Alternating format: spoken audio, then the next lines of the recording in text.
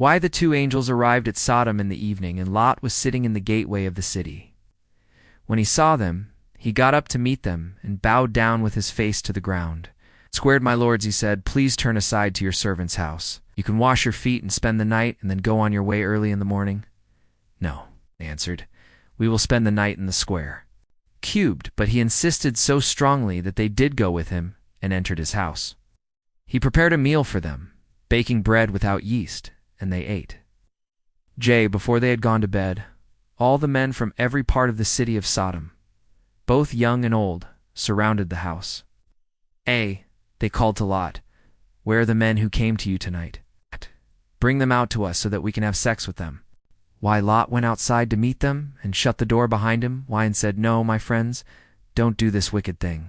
Look, I have 2 daughters who have never slept with a man. Let me bring them out to you, and you can do what you like with them. But don't do anything to these men, for they have come under the protection of my roof." "Get out of our way," they replied.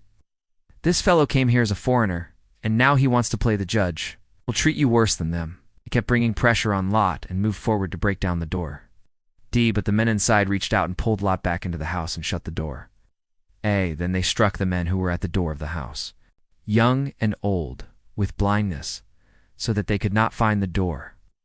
The 2 men said to Lot, "Do you have anyone else here, sons-in-law, sons or daughters, or anyone else in the city who belongs to you? Get them out of here." Why cubed? Because we are going to destroy this place. The outcry to the Lord against its people is so great that he has sent us to destroy it.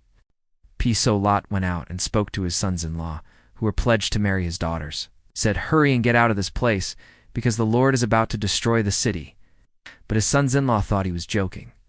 With the coming of dawn, the angels urged Lot, saying, "Hurry, take your wife and your 2 daughters who are here, or you will be swept away when the city is punished." When he hesitated, the men grasped his hand and the hands of his wife and of his 2 daughters and led them safely out of the city, for the Lord was merciful to them. As soon as they had brought them out, one of them said, "Flee for your lives. Don't look back and don't stop anywhere in the plain. Flee to the mountains, or you will be swept away." But Lot said to them, "No, my lords, please. Your servant has found favor in your eyes, and you have shown great kindness to me in sparing my life. But I can't flee to the mountains. This disaster will overtake me, and I'll die. Look, here is a town near enough to run to, and it is small. Let me flee to it. It is very small, isn't it? Then my life will be spared." He said to him, "Very well, I will grant this request too. I will not overthrow the town you speak of. But flee there quickly, because I cannot do anything until you reach it." That is why the town was called Zoar, cubed. By the time Lot reached Zoar, the sun had risen over the land. Then the Lord rained down burning sulfur on Sodom and Gomorrah from the Lord out of the heavens. Thus he overthrew those cities and the entire plain, destroying all those living in the cities and also the vegetation in the land. But Lot's wife looked back, and she became a pillar of salt. Early the next morning, Abraham got up and returned to the place where he had stood before the Lord. He looked down toward Sodom and Gomorrah, toward all the land of the plain, and he saw dense smoke rising from the land, like smoke from a furnace. So when God destroyed the cities of the plain, he remembered Abraham, and he brought Lot out of the catastrophe that overthrew the cities where Lot had lived. Lot and his 2 daughters left Zoar and settled in the mountains, for he was afraid to stay in Zoar. He and his 2 daughters lived in a cave. One day the older daughter said to the younger, "Our father is old, and there is no man around here to give us children, as is the custom all over the earth. Let us get our father to drink wine, and then sleep with him, and preserve our family line through our father."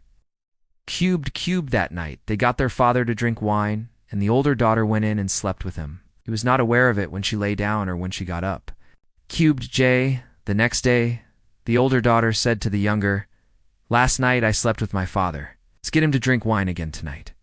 And you go in and sleep with him, so we can preserve our family line through our father." So they got their father to drink wine that night also, and the younger daughter went in and slept with him. Again, he was not aware of it when she lay down or when she got up. So both of Lot's daughters became pregnant by their father. Cubed y, the older daughter had a son, and she named him Moab. He is the father of the Moabites of today. Cubed y, the younger daughter also had a son, and she named him Benami. He is the father of the Ammonites of today.